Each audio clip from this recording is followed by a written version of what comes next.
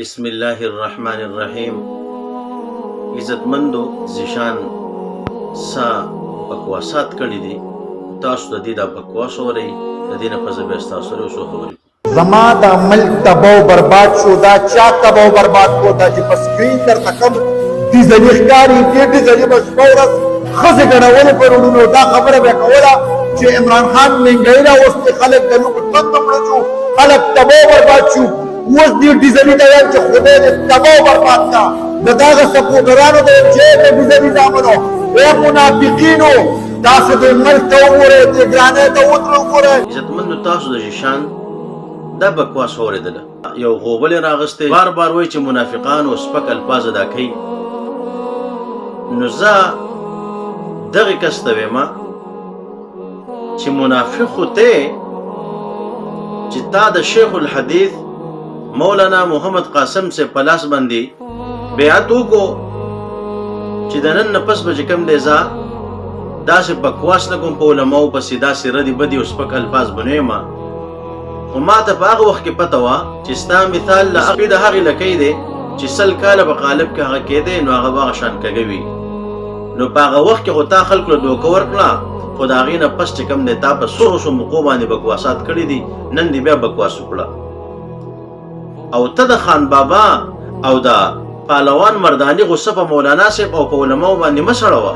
لاشه نرشه د خان بابا سره مقابله وکړه او وې دې ګټه، نو د هغې نه پس ستا غصه سړه شي.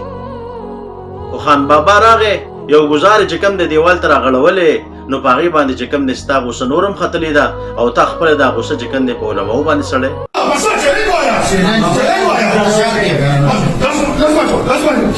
چې یو انسان سپک الفاظ وای، ردی بدی وای، کنځلې کوي او هغه ډم وي، نو د هغه انسان نه به موږ د خیر څه تمه ولرو چې دا به د خیر کار وکړي.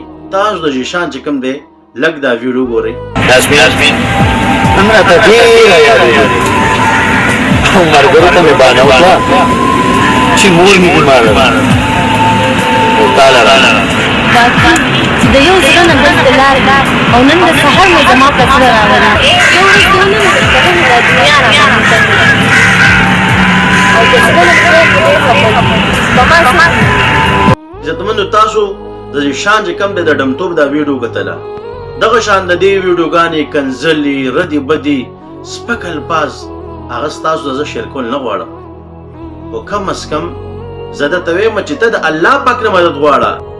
مولانا صاحب ته چغې مو چې مولانا صاحب به راشي چې کاغه لانګ مار چوکو چې بیا به پتا باندې ارزاني راشي او تا ته به رزق سوا شي. نه، الله پاک ته رجوع وکړه، خوله دې سمه کړه، دا سپک الفاظ، دا ردي بدي، دا بېعزتي د علماو، دا کنځلې، دا ډمتوب پرېږده، انشاءالله هر څه به صحیح شي. اعمالکم وعمالکم. دغه رنګې الله رب عزت په قرآن پاک کې فرمایي اعوذ بالله من الشیطان الرجیم وما اصابکم من مصیبة فبما کسبت ایدیکم. څه چې تاسو ته رسي دا ستاسو د عمل د وجې نه رسي.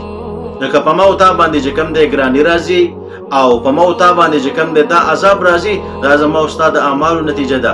موږ خپل اعمال صحیح کول پکار دي، انشاءالله هر څه به صحیح شي. او مونږ به الله پاک ته رجوع کوو. مونږ چې کوم دی مولانا صاحب ته چغې نه وو چې مولانا صاحب شا به راوځه چې اوس دا ګراني ختمه شو ارزاني راشي. نه، زموږ خو عقیده دا ده چې مشکل کشا او حاجت روا صرف الله پاک دی. خو ستا عقیده ما ته څه ګډوډ ښکاري چې تا د بل چا نه هم دا امیدونه لرې.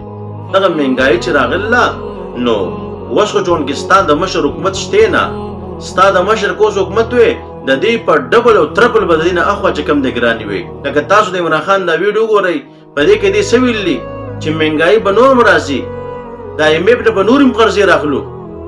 دا IMF قرضو ته خو چې کوم دی هغه تیارو، د هغې شروع خو ده وکړه، مهنګایي پیغام خو ده ورکو. که چېرې نن د ده حکومت وې، د دې په ډبل ترپل به نور هم ګراني وي.